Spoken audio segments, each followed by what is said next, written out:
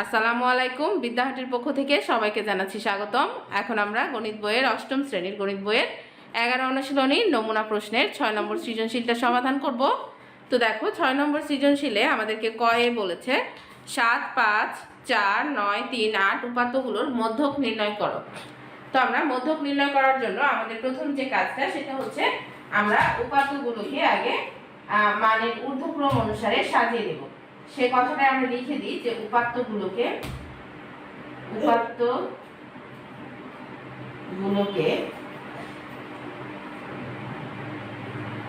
মানের ঊর্ধ্বক্রম অনুসারে সাজিয়ে পাই।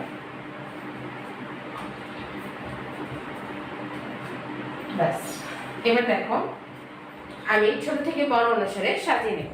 তো দেখো প্রথমে লেখা আছে সবচেয়ে ছোট হচ্ছে 3, তারপর 4, তারপর 5। তাহলে আমি লিখি 3, 4, 5, তারপর 7, 8, 9। 7, 8, 9। দেখো মানের ঊর্ধ্বক্রম অনুসারে আমার সাজানো হয়ে গেছে। এখন আমরা মধ্যকটা নির্ণয় করব। তো মধ্যক নির্ণয় করার জন্য আমাদের তো এই উপাত্তগুলোর সংখ্যা লাগবে। 1, 2, 3, 4, 5, 6। তাহলে মোট সংখ্যা কয়টা? মোট সংখ্যা হচ্ছে 6টা। মোট সংখ্যাকে আমরা কি দ্বারা প্রকাশ করি জানো? n দ্বারা। মোট সংখ্যাকে আমরা n দ্বারা প্রকাশ করি। n কয়টা? 1, 2, 3, 4, 5, 6। তাহলে n হচ্ছে 6টা। তাহলে এখন আমরা লিখব যে আমরা জানি মধ্যক সমান, আমরা তো একটা মধ্যকের সূত্র জানি, তাই না? বলো মধ্যকের সূত্র কি বলো তো? মধ্যক সমান n/2 তম পদ ও n/2 যোগ 1 তম পদ বা পদের সমষ্টি বা যোগফল। সমষ্টি আচ্ছা, ভাগ হচ্ছে 2। এটা সূত্র। এই সূত্রটা তোমার পাঠ্য বইয়ে দেয়া আছে। এই সূত্রটা তোমাকে মুখস্থ করতে হবে যে মধ্যক নির্ণয় সূত্র হচ্ছে n/2 তম পদ ও n/2 তম পদ যোগ 1 পদের সমষ্টি ভাগ 2। এখন n এর মান কত? এখানে n এর মান হচ্ছে 6। n এর মান কত? n এর মান হচ্ছে 6 ভাগ 2।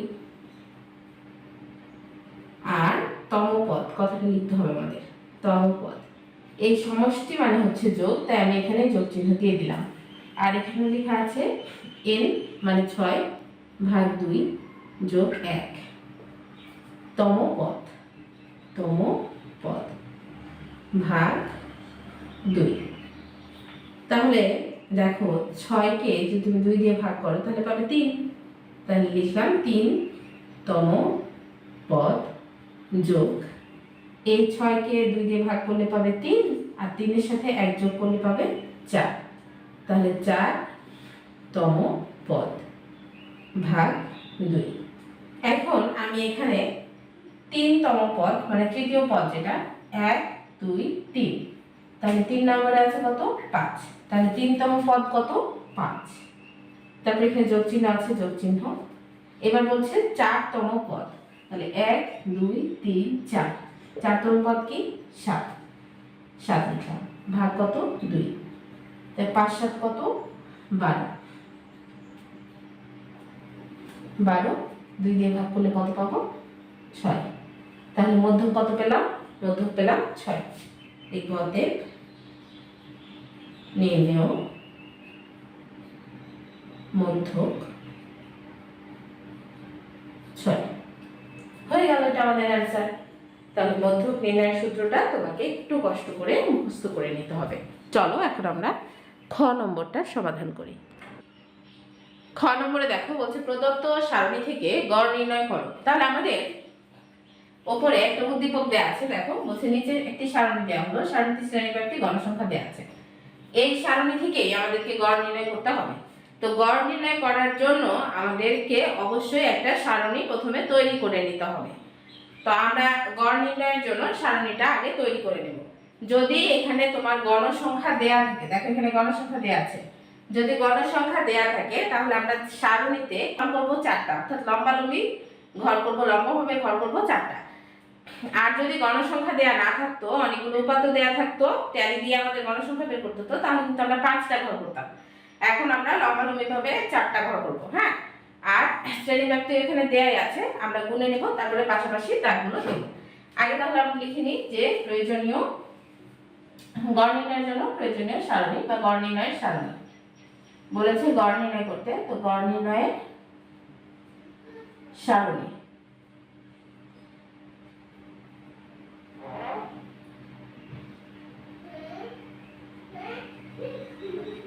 গড় নির্ণয়ের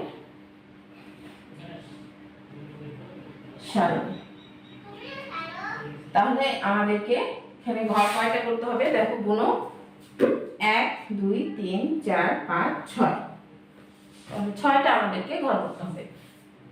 এইভাবে 6টা।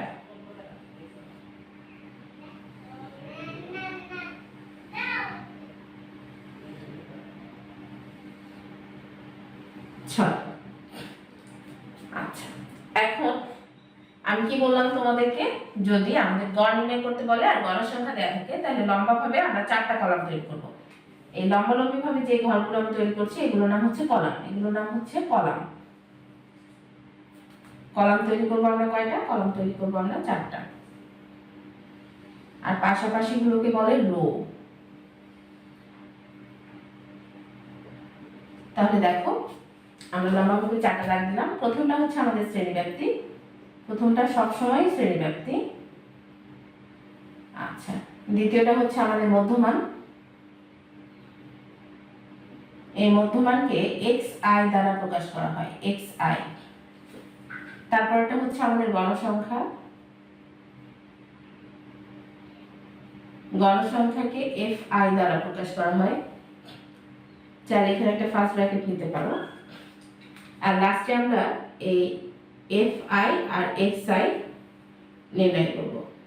fi xi মানে হচ্ছে এই মধ্যমান আর গণসংখ্যার গুণফল, মধ্যমান আর গণসংখ্যার গুণফল। তো শ্রেণীব্যাপ্তি আর গণসংখ্যা যেহেতু আমাদের দেয়া আছে সেহেতু আমরা এটা দেখে দেখে লিখে নিই। দেখো শ্রেণীব্যাপ্তি দেয়া আছে 20 থেকে 29, তারপর 30 থেকে 39, 40 থেকে 49, 50 থেকে 59 আর 60 থেকে দেওয়া আছে 69।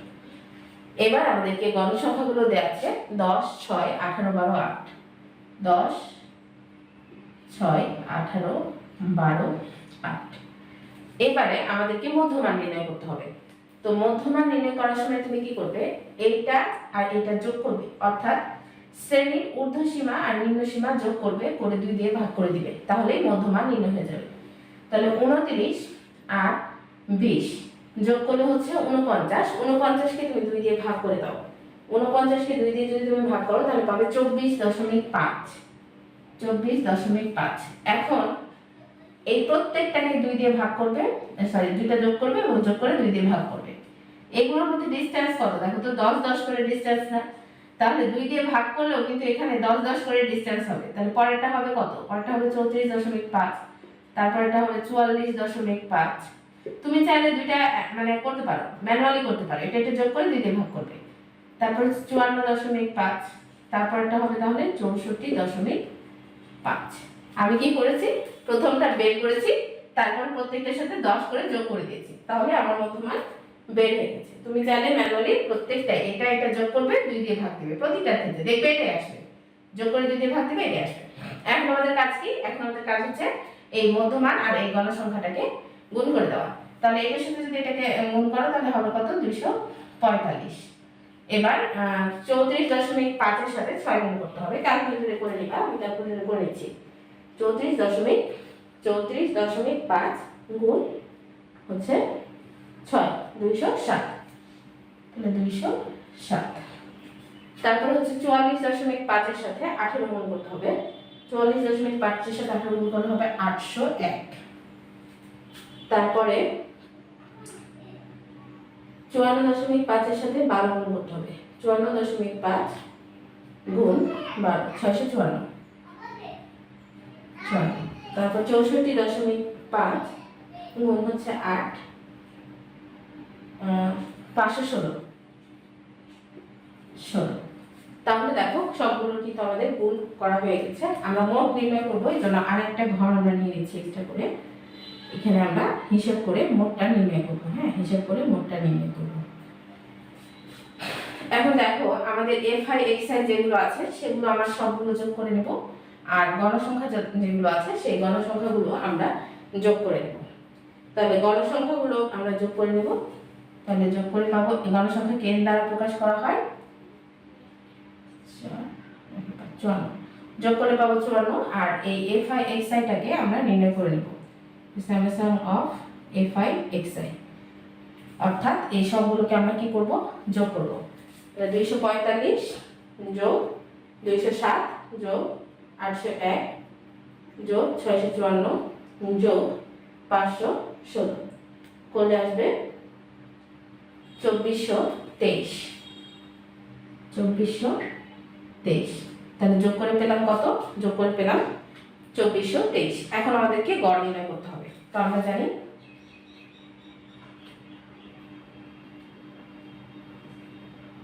জানি গড় x বার সমান sum of FI XI by n। এটা হচ্ছে গড় নির্ণয়ের সূত্র, FI XI বাই n। তাহলে FI XI আমরা কত পেয়েছি? যোগ করে সবগুলো যোগ করে পেয়েছি আমরা 2423। আর n সবগুলো n কত ছিল আমাদের? 54। তাহলে এই 2423 কে আমরা 54 দিয়ে ভাগ করে দেব। তাহলে 2423 কে 54 দিয়ে যদি আমরা ভাগ করি তাহলে 44.87 প্রায়। যেহেতু দশমিক মান আসছে সেহেতু এখানে প্রায় নিবা, আরো আসবে ডট ডট করে, এই জন্য আমরা 8 পরে 7 ধরে নিয়েছি। দেখো আমাদেরকে কিন্তু গড় নির্ণয় করতে বলেছিল এবং গড় কিন্তু নির্ণয় করা আমাদের হয়ে গেছে। তাহলে এটা হচ্ছে আমাদের ক্ষয়ের অ্যান্সার। দেখো গড় নির্ণয়ের সময় তুমি এর সামনে এভাবে তৈরি করবে, কলাম তৈরি করবে 4টা। যদি গণসংখ্যা দেয়া থাকে তাহলে 4টা কলাম তৈরি করবে, আর এদিকে রো তোমার যতগুলো দেয়া আছে গুনে নিয়ে তারপরে তুমি রো তৈরি করতে হবে। আর যদি উপাত্ত দেয়া থাকতো তাহলে তো আমাদের পরিসর বের করতে হতো, তারপর শ্রেণী সংখ্যা বের করে তারপর দাগ দিতে হতো। তো যেহেতু আমাদের এখানে কাজটা সহজ করে দিয়েছে, গণসংখ্যা দেয়া আছে, শ্রেণীব্যাপ্তি দেয়া আছে, তাই খুব সহজেই আমরা একটা বক্স তৈরি করে গড় নির্ণয় করতে পারলাম। তো চলো এখন আমরা গ নম্বরের অ্যান্সারটা কমপ্লিট করি।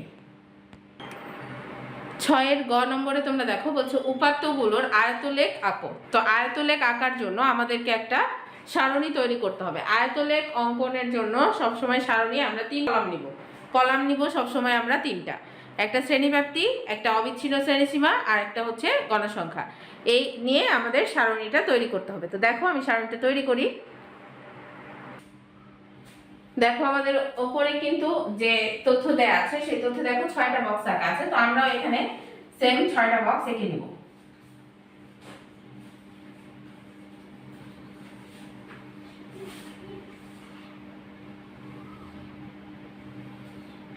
ছয়টা বক্স এঁকে নিয়েছি। এবার দেখো আমরা এই যে লম্বা ভাবে কলাম দিব আমরা 3টা। আয়তলেখ আঁকার সময় কলাম দিব 3টা, একটা হচ্ছে শ্রেণীব্যাপ্তি, একটা অবিচ্ছিন্ন শ্রেণীব্যাপ্তি, আর একটা হচ্ছে গণসংখ্যা।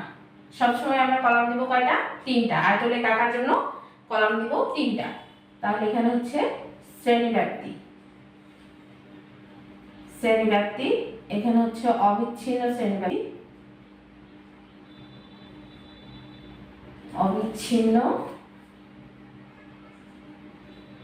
শ্রেণীব্যাপ্তি, আর এখানে হচ্ছে গণসংখ্যা।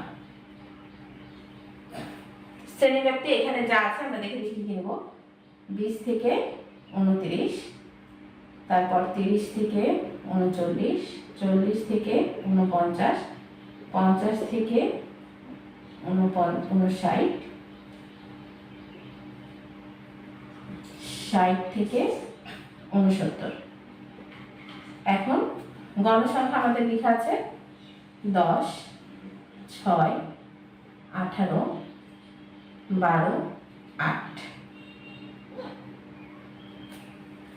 এবার আমাদের অবিচ্ছিন্ন শ্রেণীব্যাপ্তি তৈরি করতে হবে। অবিচ্ছিন্ন শ্রেণীব্যাপ্তি করার সময় কি করবে, এই যে প্রথমে যে শ্রেণীব্যাপ্তিটা দেয়া আছে এটার নিম্ন সীমা মানে প্রথমটা থেকে 0.5 বিয়োগ করব, প্রথমটা থেকে 0.5 বিয়োগ করব আর পরেরটার সাথে 0.5 যোগ করব। তাহলে 20 থেকে যদি 0.5 তুমি বাদ দাও তাহলে কত পাবে? 19.5 পাবে না? এই 19.5 আর পরেরটার থেকে পরেরটার সাথে 0.5 যোগ করব, তাহলে 19.5 এটা লিখলাম। এবার 29 এর সাথে 0.5 যোগ করলে 29.5 হবে। আবারও বলছি, প্রথমটার সাথে 0.5, প্রথমটা থেকে 0.5 বিয়োগ করবে, পরেরটার সাথে 0.5 যোগ করবে, সবগুলো এরকম। 30 থেকে যদি তুমি 0.5 বিয়োগ করো তাহলে পাবে 29.5 আর এটার সাথে যদি 0.5 যোগ করো তাহলে হবে 39.5। আবার 40 থেকে দেখো যদি তুমি বিয়োগ করো তাহলে পাবে 39.5 আর 49 এর সাথে 0.5 যোগ করলে পাবে 49.5। আবার 50 থেকে যদি 0.5 বিয়োগ করো পাবে 49.5 আর এটার সাথে যদি যোগ করো তাহলে পাবে 59.5। আবার 60 থেকে যদি যোগ করো তাহলে 49.5 বিয়োগ করলে 60 থেকে 0.5 বাদ দিলে 49.5 আর 69 থেকে 69 এর সাথে 0.5 যোগ করলে 69.5। একটু খেয়াল করে দেখবে এটা অবিচ্ছিন্ন হয়ে গেছে। কিভাবে? প্রথম যে শ্রেণীব্যাপ্তিটা ছিল সেই শ্রেণীব্যাপ্তিটার যে ঊর্ধ্বসীমা আর পরেরটা নিম্ন সীমা দেখো সমান, অর্থাৎ এটা আর এটা একই, আবার এটা আর এটা একই, এটা এটা একই আর এটা এটা একই, দেখছো? তাহলে এটা কি হয়ে গেছে? আগে ছিল বিচ্ছিন্ন, এখন হয়ে গেছে অবিচ্ছিন্ন, এখন আর বিচ্ছিন্ন নেই।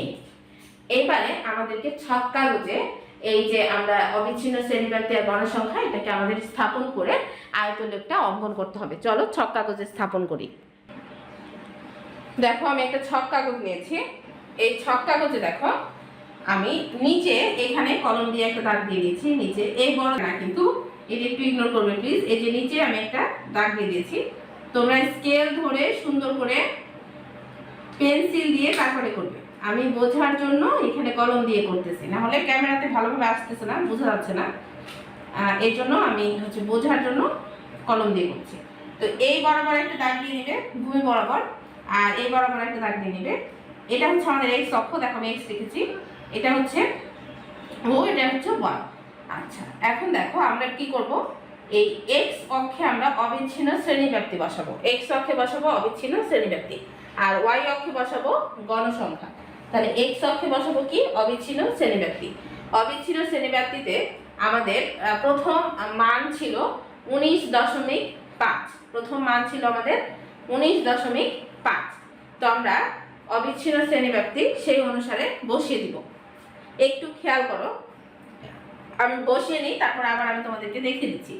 এই যে প্রথম যে শূন্য এই ঘরটা থেকে এই পরবর্তী 5 ঘর, এই ঘরটা আমরা ভেঙে নিব বা ভাঙা চিহ্ন দিব, ভেঙে নিব বা ভাঙা চিহ্ন আমরা দিয়ে দিব। ভাঙা চিহ্ন দিয়ে আমরা এটাকে বোঝাবো যে এর আগ পর্যন্ত সংখ্যাগুলো আসলে আছে।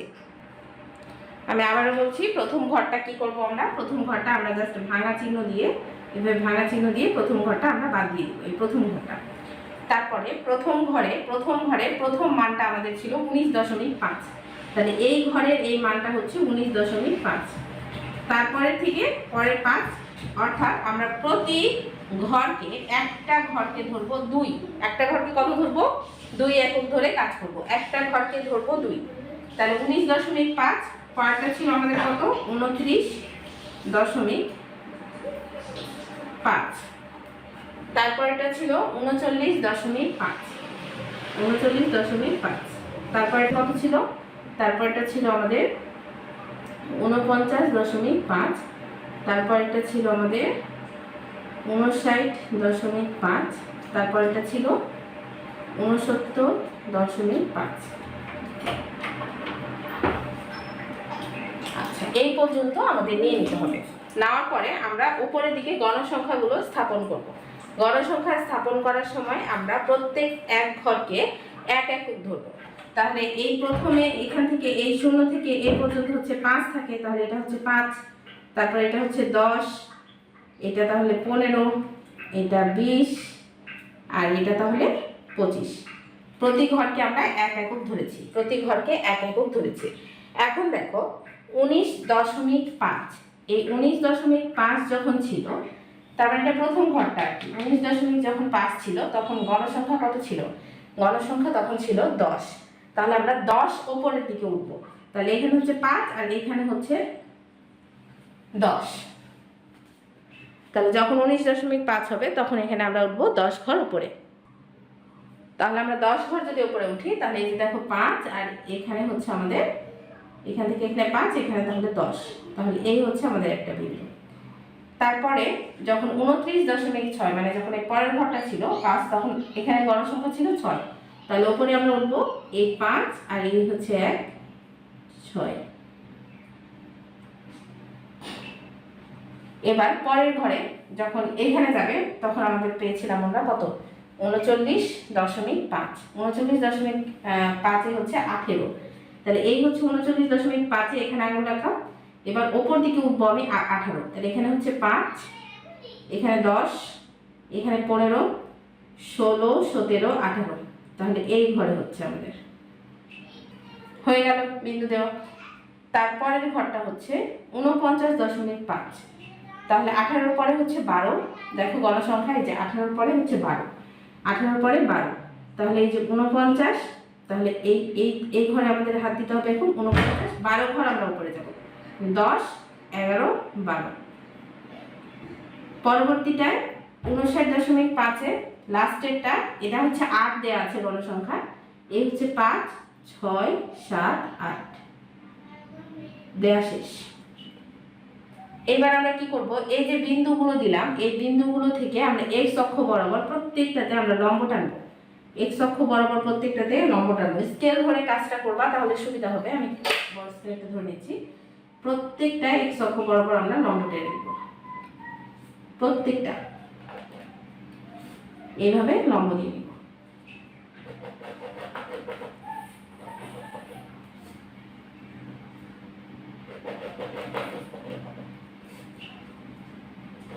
তোমরা অবশ্যই কিন্তু পেন্সিল দিয়ে করবে, তোমরা অবশ্যই পেন্সিল দিয়ে করবে। এবারে লম্ব টানার পরে আমরা কি করব? প্রত্যেকটা যে এই যে লম্বটা টানলাম তার পরের ঘর পর্যন্ত, এই বিন্দুটা থেকে পরের ঘর পর্যন্ত দাগ দিয়ে দিব। তাহলে এই বিন্দু থেকে আমরা পরের ঘর পর্যন্ত দিয়ে দিলাম। প্রত্যেকটা বিন্দু থেকে পরের ঘর পর্যন্ত দাগ দিয়ে দেব। বিন্দু থেকে পরের ঘর, বিন্দু থেকে পরের ঘর, এটারও বিন্দু থেকে পরের ঘর দাগ দেওয়া হয়ে গেছে। আমাদের পরের ঘরটা পর্যন্ত, একেবারে পরের সীমাটা পর্যন্ত দাগ দিয়ে নিয়েছি। এবারে আমাদের কাজ কি দেখো, কতগুলো তো এই যে বক্স হয়ে গেছে এটা, কিন্তু যেগুলো বক্স হয়নি এগুলো কি করব? এই অংশ থেকে এই অংশটা ফাঁকা আছে না, এই ফাঁকা অংশটা আমরা এইভাবে জয়েন দিয়ে দেবো। এটা কিন্তু হয়ে গেছে দেখো, কিন্তু এটা হয় নাই। এই ফাঁকা অংশটা আমরা লাগিয়ে দেবো, একসাথে লাগিয়ে দেবো। এই ফাঁকা অংশটা এভাবে লাগিয়ে দেবো। প্রত্যেকটার ক্ষেত্রে এই ফাঁকা অংশটা আমরা কি করবো? এভাবে এভাবে ফাঁকা অংশটা লাগিয়ে দেবো। দেখো একটা আয়তলেখ হয়ে গেছে। এখন এগুলোর ভিতরে পেন্সিলটা একটু বাঁকা করে এইভাবে তুমি এগুলোতে দাগ দিয়ে নিবে। এগুলোতে প্রত্যেকটাতে এইভাবে দাগ দিয়ে নিবে, যেন এই এই কালারটা যেন বাইরে না যায়। কালারটা কি দিয়ে করতে হবে? পেন্সিল দিয়েই করতে হবে। পেন্সিলটা একটু বাঁকা করে আমি যেভাবে ধরেছি এভাবে করবে। আমার একটা কলম, এই জন্য হচ্ছে দাগ আসছে না। তোমাদের একটা পেন্সিল দিয়ে করবে, সুন্দর করে দাগ আসবে। এইভাবে এইভাবে দাগ দিয়ে নিবে, এইভাবে দাগ দিয়ে নিবে। তাহলে কিন্তু তোমাদের আয়তলেখটা এইভাবে দাগ দিয়ে নিবে, আয়তলেখটা হয়ে যাবে। দেখো আমাদের আয়তলেখটা হয়ে গেছে। এখন আয়তলেখটা আমরা যেভাবে এঁকেছি, অঙ্কন করেছি, ওইভাবেই আমরা বিবরণটা লিখবো। তো চলো আমি তোমাদেরকে বিবরণ লেখাটা দেখিয়ে দিই। দেখো আমি যেভাবে এঁকেছি ঠিক সেভাবে একইভাবে আমি লিখে নেব। দেখো আমি আগে লিখেছি দেখো ছক কাগজে। এটা হলো একটা ছক কাগজ। আমি লিখেছি ছক কাগজে এক্স অক্ষে, এই অক্ষটা হচ্ছে এক্স অক্ষ। এক্স অক্ষে এক ঘর সমান 2 একক। এই যে প্রত্যেকটা ক্ষুদ্র ক্ষুদ্র ঘর, এই প্রত্যেকটা ক্ষুদ্র ঘর, একটা ঘর সমান আমি 2 ধরেছি। 2 ধরে অবিচ্ছিন্ন শ্রেণীর সংখ্যা, অবিচ্ছিন্ন শ্রেণী সীমা। তাহলে এদিকে আমি কি লিখেছি? এদিকে লিখেছি আমি অবিচ্ছিন্ন শ্রেণী সীমা। এদিকে লিখেছি আমি অবিচ্ছিন্ন শ্রেণী সীমা। আর ওই উপরের দিকে আমি কি লিখেছি? উপরের দিকে লিখেছি গণসংখ্যা। উপরের দিকে কি লিখেছি? গণসংখ্যা। এখানে 5 দিয়ে লিখে দিবে উপরের দিকে গণসংখ্যা। তাহলে এই শ্রেণীসীমা এবং ওয়াই অক্ষে, অর্থাৎ এটা হচ্ছে ওয়াই অক্ষ, ওয়াই অক্ষে এক ঘর সমান 1 একক ধরছি। এই প্রত্যেকটা ছোট ছোট ঘর, এটা এক ঘর সমান আমি কত ধরেছি? 1 একক। 1 একক ধরে গণসংখ্যার নিবেশন স্থাপন করে আয়তলেখ আঁকা হলো। সোজা কথায় এক্স অক্ষে 1 ঘর সমান 2 একক ধরেছি, ধরে অবিচ্ছিন্ন শ্রেণীসীমা, এবং ওয়াই অক্ষে 1 ঘর সমান 1 একক ধরেছি, ধরে গণসংখ্যা স্থাপন করেছি, স্থাপন করে আয়তলেখ এঁকেছি। এখন এই যে এক্স অক্ষে যে মূল বিন্দু থেকে আমরা এই প্রথম ঘরটা কেটে দিয়েছিলাম, আমরা ভেঙে দিয়েছিলাম। কেন ভেঙেছি? এক্স অক্ষে মূল বিন্দু থেকে 19.5 পর্যন্ত ভাঙা চিহ্ন দিয়ে আগের ঘরগুলো আছে, এটা মানে আছে বা বিদ্যমান, এটা বোঝানোর জন্য ওই ভাঙা চিহ্নটা দেওয়া হয়েছে। তাহলে এইটুকুই আমাদের লিখতে হবে। এইটুকু লিখে নেবে, তারপর এই গ্রাফটা এঁকে দিবে। এটি লিখে নেবে, তারপর গ্রাফটা এঁকে দিবে। এখন দেখো, গ্রাফটা লেখার সময় আমরা কি করেছি? অবিচ্ছিন্ন শ্রেণীব্যাপ্তিটা এই পাশে বসিয়ে দিয়েছি। দেখো এখানে অবিচ্ছিন্ন শ্রেণীব্যাপ্তি শুরু হয়েছে 19.5 থেকে।